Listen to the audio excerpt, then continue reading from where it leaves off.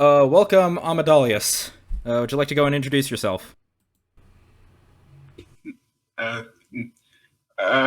Surprise! I'm not a girl. Motherfucker, talk, please! I'm used to.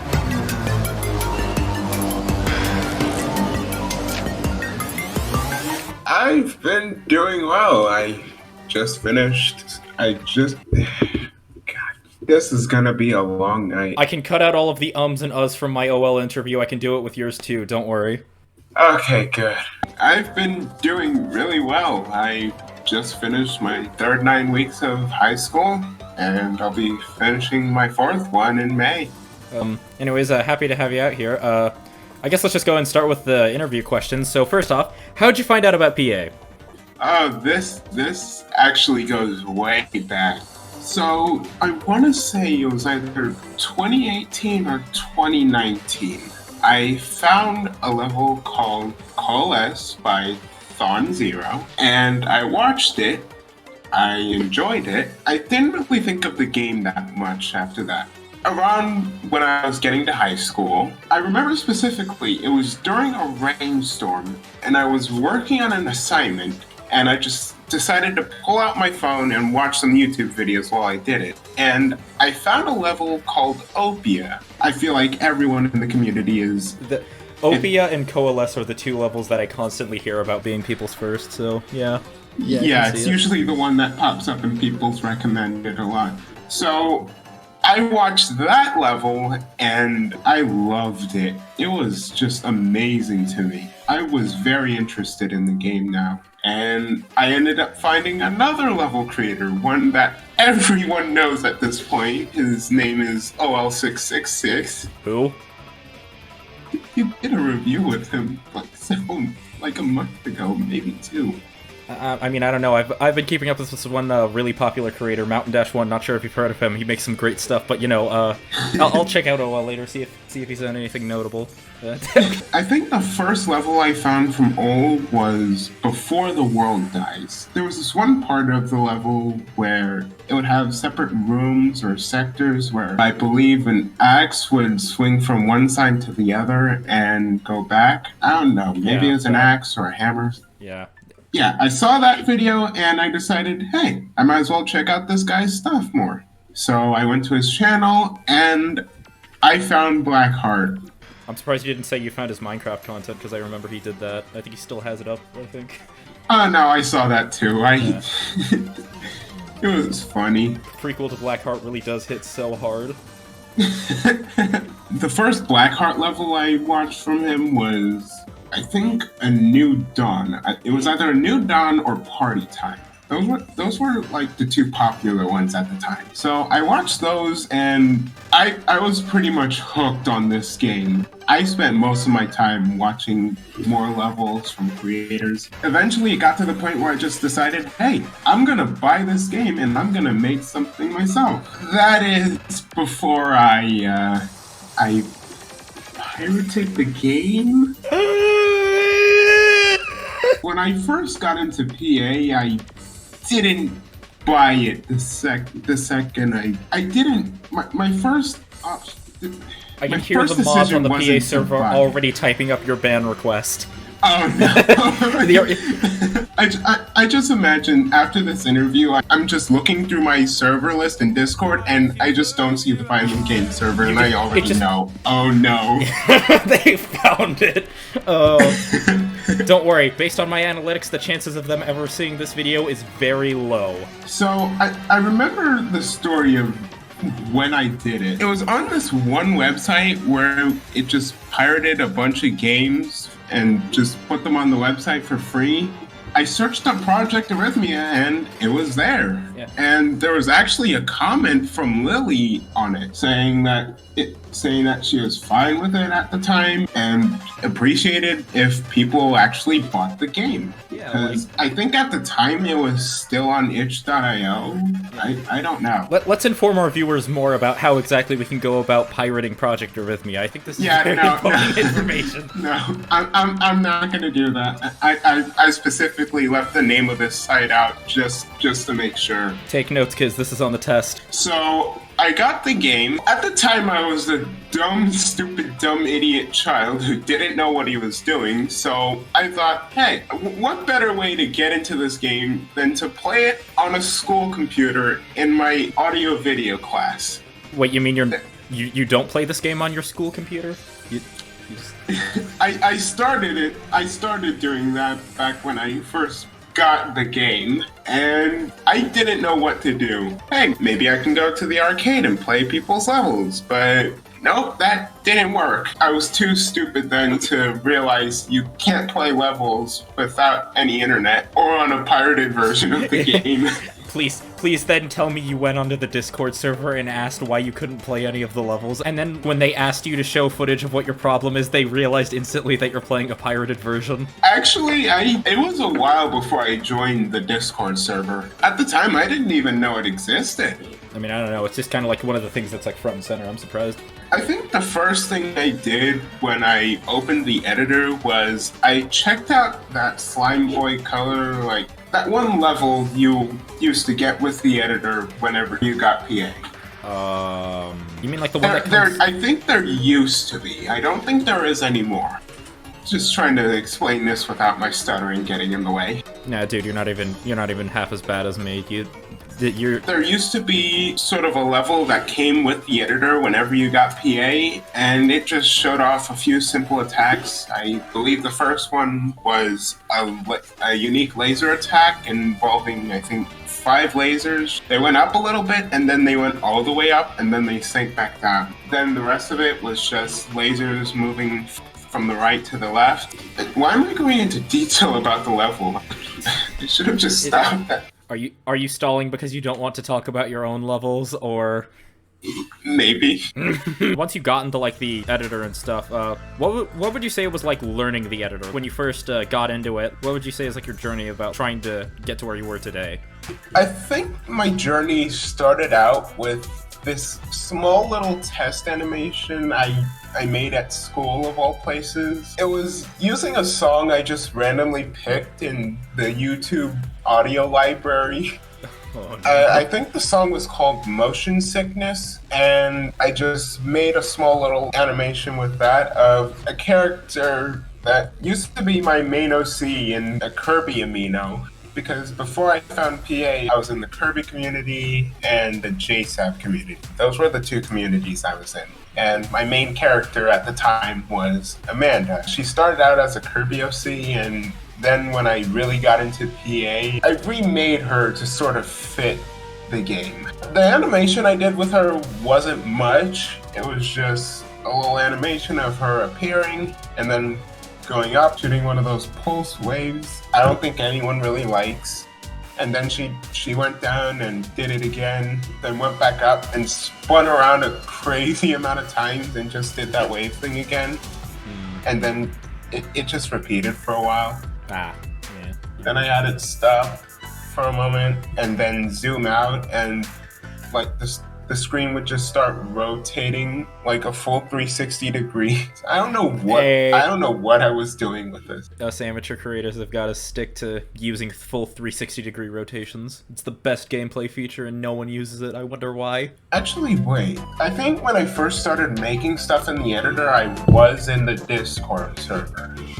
Because I remember there was a little thing before I made Motion Sickness where I just took a song I found while I was still in the Kirby community and just I stole a prefab made by someone where one laser would go down and make a bunch of little squares and those would shoot lasers. I think it was called the Laser Shower prefab, and I just used that a lot in the level. Do you have any tips for people trying to get into the editor, or just tips for people in general? Actually, I do. I absolutely do. So what you want to do is watch the video guides and tutorials for this game and for the editor. It's an absolute must. Yes, I've heard there are some particularly good ones not made by Z-Lucky that happen to be broken up into specific segments so that you don't have to digest it all in one sitting. I've heard that they are very good. Any other tips or tricks that you learned from just like using the editor, or something that you would probably wish that you knew how to do before you started actually making levels? Another thing I'd suggest is asking for help with things, because when I was first starting, I didn't really ask for much help other than just appearing once on the Discord server asking how something looked. But even then, that's a good idea too. Comparing how you used to go about making levels, how are you making levels now? What's your process for whenever you open up the editor nowadays, for when you need to start making levels? I think my process now is just, I find a song I like, I see if the artist is verified, I see if it has a free download option or if I have to buy it, and so I either download it or I buy it if I have to, and then I make something with that song. I usually start out with like some simple attacks, like maybe making a beam or a bomb. Honestly, I just listen to the song a few times before I do anything, so I get a visual representation in my mind of what I want the level to look like. Yeah. It's actually something I did with my latest level, Starlight. We can go over Starlight in a bit. For now, let's go ahead and talk about your early levels. Oh no. If I recall correctly, what was it again? Promises, the first level I'm actually proud of. How long did that last? I believe that honestly didn't last long when I got to making the second part of it. What I'm talking about is the part after the first drop. When I got to the slowdown leading up to the second drop, I stopped liking the level, but I wanted to get something out because I promised people I would make a level. I felt like I couldn't live with myself if I didn't finish it. To be fair, no matter how bad you think that second drop was, you still got into memories, so you can't even say that it was entirely bad. It was! No, it wasn't! You got into memories! It got you into memories! You have no excuse! Honestly, I gotta admit, at the time, I really liked the level. I liked how it looked, I liked how it played out. To me, the way the level played out, the attacks were kind of easy for me. But then when I got further into making the level, I could barely play it myself. Why, because of lag, or just because you didn't really recognize what was happening? A bit of everything. Especially when the crashes started happening. The classic. Yep. The classic form of PA being unable to handle us. I want to say the crashes started happening from my computer just freezing up. I don't know what causes my computer to freeze up randomly, but it just happens sometimes, and I don't know why.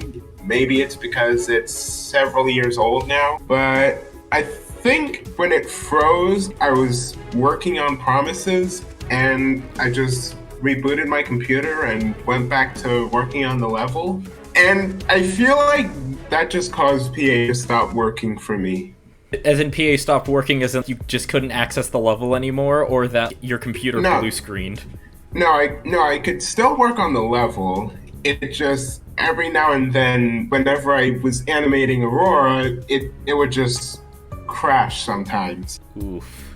Yeah. There's a specific crash at around the end of Promises where you know those little spikes just start, they just pop off of her. Yep.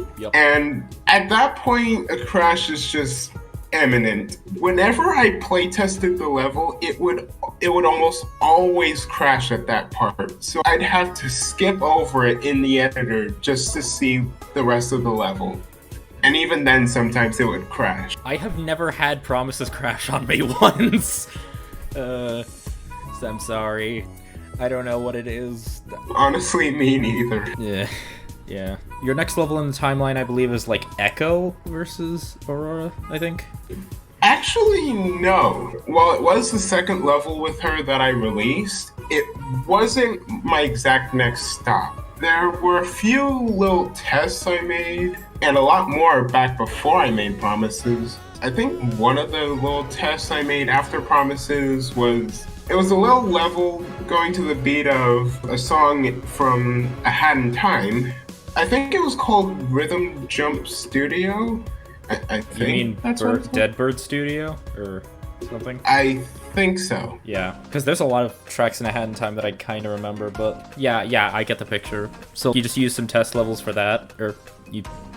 No, there was just one test level I made with the song, and it was just Aurora just bouncing around, and I had a different model of her than the one from Promises and the ones prior to that. Because after Promises, I just had this thought in my mind to just reboot the character, because what I was going for in Promises, it just wasn't gonna work out. What were you going for in Promises, if I may ask, or if you don't plan on bringing it back? I think what I was going for is I wanted to make a story that started at around the end and then went in reverse. Obviously, that didn't really work out, along with all my other attempts at it. Listen, to be fair, I'm already kind of used to just popping into stories and trying to, like, catch up on what's happening mid-level, so, you know, don't worry too much about it, I'd say. Yeah. And going back to the crashes, I think the crashes actually started when I was making another level for, I think this one I actually released for a short bit, then I think took off the workshop because it just wasn't finished and I didn't want anyone to play it, yet somehow all managed to play it. I think it was called Ahead of the Curve. Okay, yeah, I do not know this one, yeah. It started out as a test animation where I decided to give Aurora some wings, and I just built off the level from there. I started forming a little story where Aurora and the player were just training in a little facility, then something started going wrong with her, and she would start just attacking, brute forcing everything. That never really came to light, especially with how much the level crashed. More crashes, I guess. Yep. And this level was before I made Promises. Do you think it has something to do with the model itself, maybe? Maybe there's some sort of corrupted text inside of the actual metadata of the model causing it? Well, at the time, I didn't really know what it was. I thought it maybe was the model, so I just remade it, and it still ended up crashing. But now I have no idea. Every model I've made of her just crashes the game, and there have been some people I know, two of my friends have made their own models of her, and their games have crashed. I think another person in the community, I don't know how to pronounce their name, so I'm going to try my best. Takeebo? Tykev, I think, something? Yeah, Tykev Zero. I think they tried making a parallax thing just using her shape, and that broke. And I think I tried making her shape in the editor alpha, and that crashed too. There's something so disturbing about a circle with a triangle inside of it that fundamentally the game cannot handle. Yeah, pretty much. Because there's my friend SB, who's been working on, I believe, a fan level of her, and he's told me specifically that it's crashed his game multiple times. So at this point, I'm just wondering, is it the model or is it the character itself? Out of spite, it has decided to simply torture anyone who uses her. Absolutely shocking. Like, yeah, it is. And then from there, we move on to Echo, I believe, after your test levels. Yeah, Echo was the level I worked on after scrapping Rhythm Jump Studio. Alright. And how do you feel about Echo? Part of me despises it more than Promises. Man. I mean, I used over, I think, 30, maybe 35 themes for that one level. I used way more objects in that level than I did any other thing I had made. And you still, I mean, aside from the very last part of the song, which is just the one part, that's just the shutdown sequence or whatever. Yeah, like collapse. The collapse part. Where it's just like one spammed prefab. Yeah, my brain just turned off when I was making that, because with most of my levels, something happens where I just lose the motivation to put an effort into it. I just do whatever I think will help me get it done faster, and that's just what I did. But man, did I suffer from that. After I put in the collapse thing, the level was barely playable for me. I mean, yeah, fair enough. I mean... I had to nerf it in an update for the level. Yeesh. Yeah, I'm sorry. It's fine. How many times did the level crash for you when making it? Surprisingly, way less than promises. I think it crashed like maybe 3 or 4 times. I don't really know. I don't really keep track of how many times it crashes. All I really have to remember it is just a screenshot I took of the crash itself, of the little window that pops up when the game crashes. Oh no. Window is not responding jump scare. Yeah, the Unity crash message. Yeah, I think it's just been with the Aurora stuff I've made. Well, I mean, to be fair, a lot of the things that you work on is Aurora based, so yeah, a lot of the crashes would be because of Aurora. Yeah. She's like one of my most iconic characters, and I didn't even intend for that when I first made her. He has like a really easy to replicate design, or should I say she has a really easy replicate design. Speaking of gender, so I believe a certain topic of interest has come up concerning the actual gender specifics of Aurora, because you seem to have a very I don't know, this is just something that I've picked up on. You seem to be very stingy when it comes to talking about Aurora's gender. So if you could please lean into the microphone and confirm what is Aurora's gender?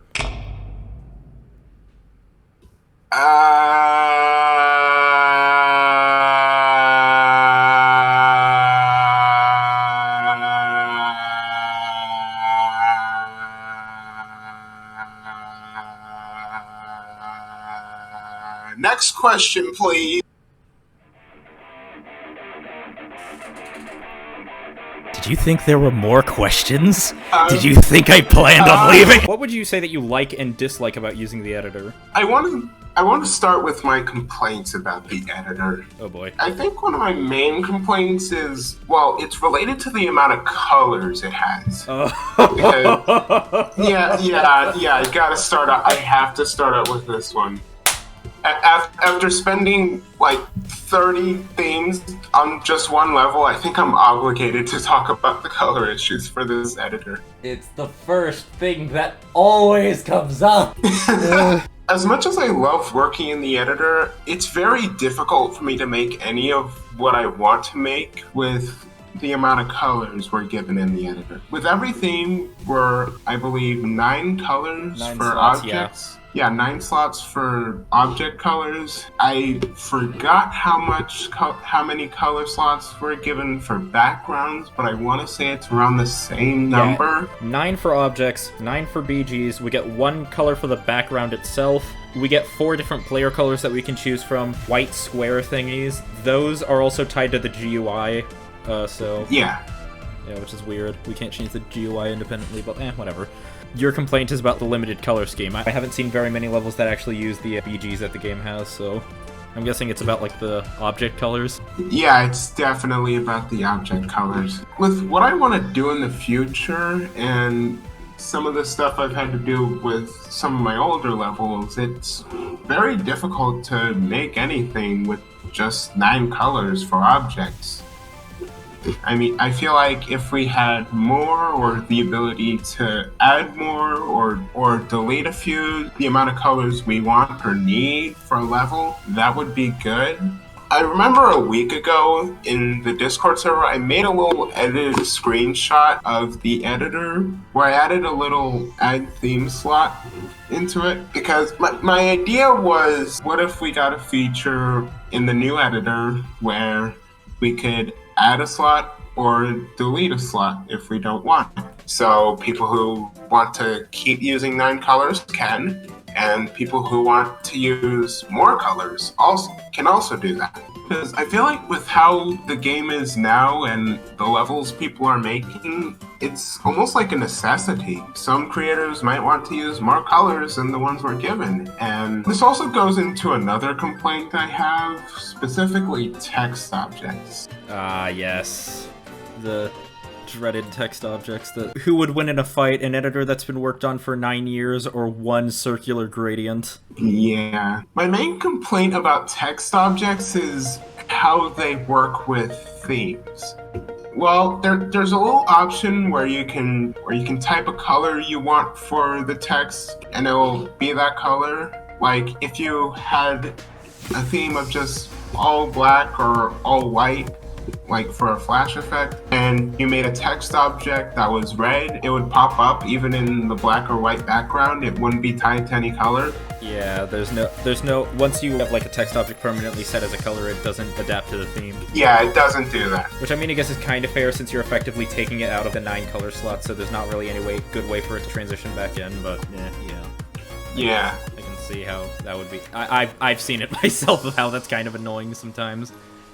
Yeah. I think there's actually a good example of this in one of Technado's levels, I believe. Because I believe in his level, it's called Level 1, there was a random chance for an image of, I think, Funky Kong to appear in the background of a computer desktop made in the editor. After that part, it would have a white flash, and the image of Funky Kong was still there. Yeah, it would still be there. Yeah. Funky mode. I guess you want to move on to your likes about the editor? Yeah, I want to move on to the likes. One thing I absolutely love about using the editor as of now is the effects. I just love using the effects of the editor. Specifically chromatic, I believe the shake tool, and especially bloom. In almost every PA level I've made, I've always used bloom, except for I think one, which was just a joke level. Bloom is in fact the one key difference that separates a good and bad level. It is.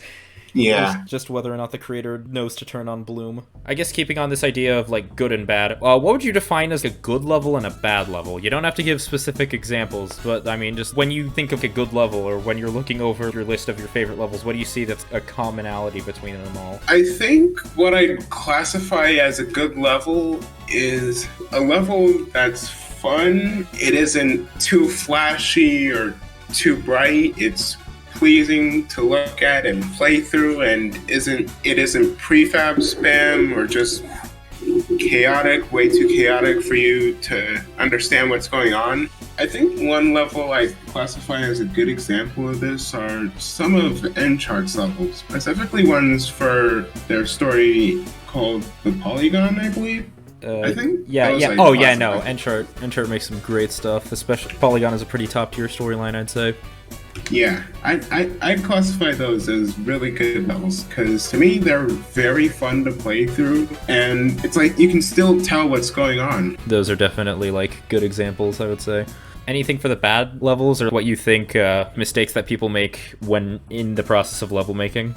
I think one of the biggest mistakes people make with levels is warning time.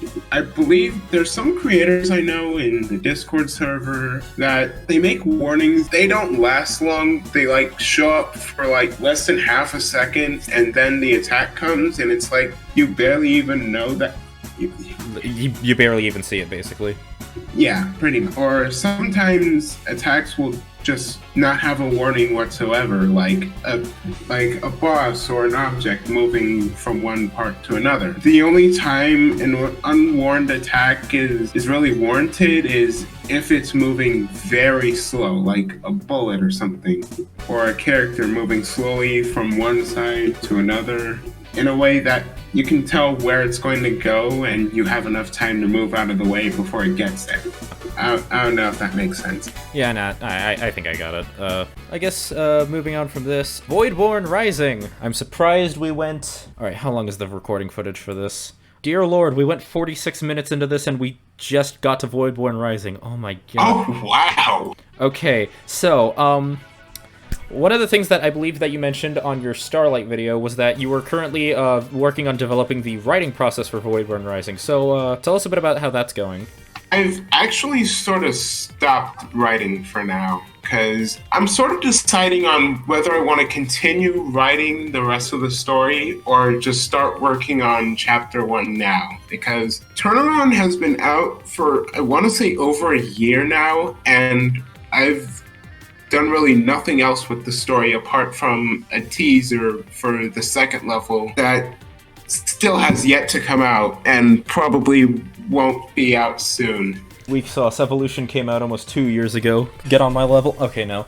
I mean, you pretty much said everything that you wanted to say in Starlight video with you wanted to take your time with it, you wanted it to be, I guess, more like story-driven, and so that's sort of pushing you back on like actually working on Chapter 1 of Voidborn Rising, I guess. Yeah. Another thing stopping me from working on it is the PA editor itself. Well, with its current limitations, it's hard to do anything I really want to do, especially when it comes to making cutscenes, because I want to make cutscenes where there's several characters on screen at once, but it's hard to do so because some of the characters I've made for Chapter 1 take up a lot of colors, and I can't really make a cutscene involving certain characters without more colors.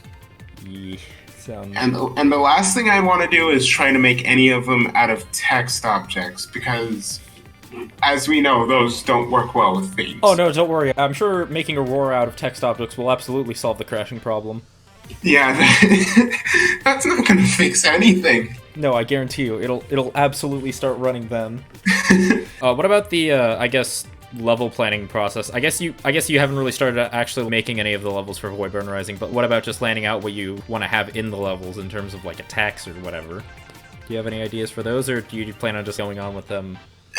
When it comes to attacks, I sort of just thought about them in my head. Like, I think for one level in the story, I wanted to have one of my characters, Renlo, do sort of a dash attack, reminiscent to those dash attacks you see in the Kirby games, like in the arena fights, especially with soul bosses. Oh, those, yeah. Yeah, like the classic fireball attack, most of them do. Certified Kirby classic. Alright, here's a bit of an interesting last-second challenge, because we're about to hit... Oh my gosh, we're like... This is going on for way longer than I thought it was. Okay, so, yeah. What do you like the most about Voidborn Rising? Like, try to sell me on the concept of Voidborn Rising. I've never heard of it before. Please tell me all about it. Just pretend like I've never heard of it. Oh, wow, that is quite the challenge. I realize that, like, unlike with someone like OL, who's already, like, an established creator, your story is still relatively new. There's still barely any, like, public information out there. So what more could you say about Voidborn Rising and what you have planned for it? Well, I guess I'd say if you like very ambitious projects and you like space and cute characters and well-thought-out story, then this is... Sorry. This is difficult. Yeah, okay, maybe I put too much pressure on that one.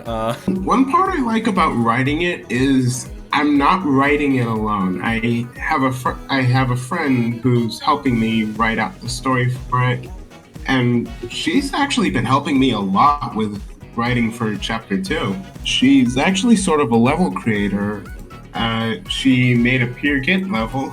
Oh, I believe I might know this creator in question. For anyone who doesn't know about them, their name is Phantom Leaf. They're a good friend of mine, and I actually made a video of their level. It's a really fun level, and it got an update that I never really showed on my channel, but you should check it out. I've been working with them on the story and writing it out. When I first started writing it, it was just like 1 or 2 sentences on basically the gimmick of the level, just what's going on in the level. Like for Turnaround, all I had was girl meets space girl trapped in a bubble for years. Helped me write out more of what I want to happen in the level, especially with the ones I have yet to make, like the second level, where instead of what I was going to make, she helped me think more about what I want to happen in the level. Definitely sounds like an interesting concept for a story, or at least an interesting hook, especially with not only that Turnaround was actually really heavily acclaimed, but then also the fact that I'd say that it had enough hooks to get people really invested in it and its characters and stuff. Yeah. Plus, memorable designs and all that. Yeah, I've sort of stopped working on Voidborn Rising because, well, I don't really know when I want to start working on the next level, because her and I have already started up another project. I'm sure you've heard of it. No, I've never heard of it. I actually haven't. Hold on. Maybe we could just stop with the whole thing and just instead maybe talk about Starlight, I guess, because I've wanted to talk about that. Oh, all right, yeah, sure. Go off on Starlight. So the second I heard about the contest for this, I immediately got to work. I saw the theme I wanted to use, which was Starlight, of course, and I immediately got to work on what I wanted to make in the level. I think in one of my little test levels, there's a little animation of the background just rotating like it does in the actual level. And after that, I had to decide on what I wanted to do, if I wanted to have a boss in it, especially what song to use, because I don't know why, but I wanted to find a song with the same name as the level, well, as the theme. Ah, creative, yeah. Yeah. And you just happened to luck into Starlight. Yeah, and I stumbled upon a dubstep creator. Their name's, I'm sorry if I butchered this creator's name, Machiko? Machiko? I got it. Okay, so... Yeah, I'm sorry, I don't know how to pronounce their name, but I saw that they had a song named Starlight. I listened to it, and immediately I had so many ideas for the level. I immediately took to trying to get them verified, and I did. So after I got them verified, I got to work on making the level. And it went very well, especially animating the boss, which was both hectic, but also really fun to do. Yeah, no, I can definitely see you had a lot of fun on like the first part of the level. It was wild. Yeah, I believe when I was coming up with an idea for the boss, I just wanted it to be a star. I wanted it to be some form of star. And then I remember at some point I was working on sort of a remake of Noodlekin's level Stardust. Mm-hmm. And I made my own model of Cygnus for that level. Yep. And it was just sitting there in one of my old test levels for a while, so I decided, hey, why don't I recycle this and use it for something else? So I did exactly that. I changed it up a lot, and I made Ned. As a little Easter egg, I wanted to include the derp face. Yeah, the little derpy face. That was based on, well, Cygnus's face. Except I added a little more... a little more expressionism. I added a few more expressions, especially with the mouth. I don't know why, but lip syncing is... It's honestly one of my strong suits. I want to say it's one of my strong suits with this game. Because even back before I made Promises, I just loved making lip sync tests. Yeah. Well, I mean, that can be a good thing. I mean, you have a lot of people find it annoying. Yeah. Who knows? Maybe I can teach some people how to do lip sync. Yeah. And then you can send me your recording so that I can upload it on my channel so that I get the money for it. So that way we can all keep the tutorials on one channel and then no one has to... I'm glad people like the level. Oh yeah, no, that level was popping off. Yeah, I'm especially surprised I was able to get it done in less than 2 months. Yeah. Like, with everything else I've made, it's taken me a while to make. And usually during that time, I hit this sort of brick wall in motivation where I just can't think of what I want to make for the level, and it usually happens halfway through making it. This didn't really happen with Starlight, except for at around the end. I didn't know what I wanted to do, and I knew I didn't have a lot of time left before the contest was over, so I just had this one final attack where she just shot out beams of lightning and then died. Which, I mean, was, like, fine. I mean, to be fair, like, the level... You pretty much already won by that point. Yeah. The rest of the level could have literally just been directly stolen from, It could have literally just been, like, a re-upload of, the second drop of, Aurora Promises, and it still would have won. With guaranteed crashes. Guaranteed crashes, and it still would. But one thing I do want to say is I want to do more with Ned. I love the character. I don't want her to just be a contest level character. I want to do more with the character, and I already have some ideas. Yeah, alright. Alright, what was their name again? I'm sorry.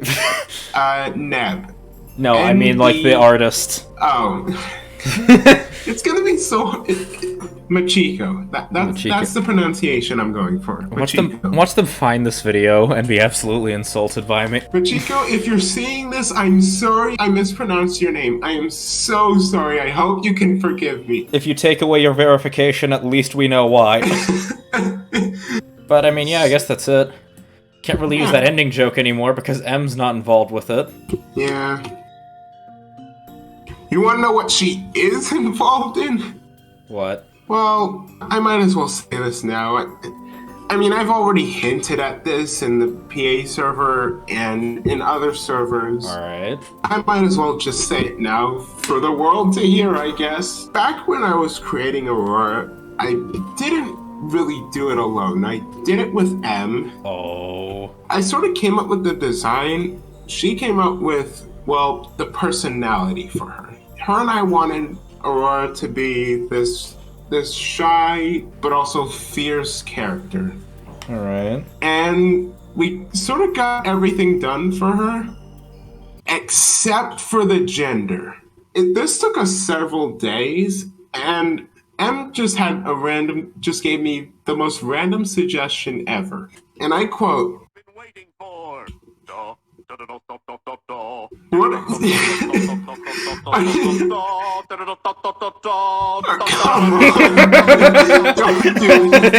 Yes! Yes! Her suggestion was... Turn that off! Never! Her suggestion was, and I quote... So, how should I say this? Aurora crashed her microphone. No. More like my whole computer.